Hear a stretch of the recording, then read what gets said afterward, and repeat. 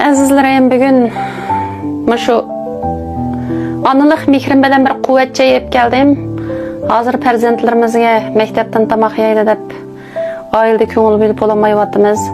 Muş bo'lsa bir 3 kunda bir öz qo'linglar bilan shunday kuvvetçe qilib bersanglar, vaqtida balalarga bek aqsil to'liqlab bek önüm bo'ldi buniki. Өсіп етіліп атқан балаларымыз қамды. Мен егіз оған екен балаларым егіз му емен маштақ баққашқы бәк өсем до менің балаларым бәк өсіп кетеді до мен бәк қып берме бұл меғізлік озуқлықланы. Қеней бұны башлап кетейлі.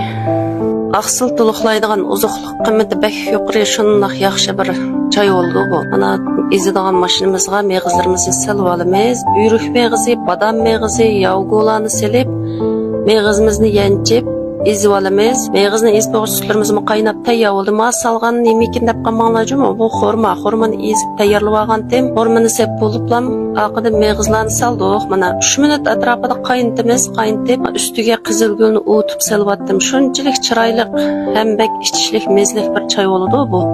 10 minut to'xtatib azroq tayyor chiqqandan keyin asaldan 2 qo'shib qo'yib, yaxshi aralashtirib, ajillarimizni qo'yib mana ishsak bo'ladi. Shundaq yaxshi ichishlik bir uzuqlik qimmati yuqori choy oldu bu.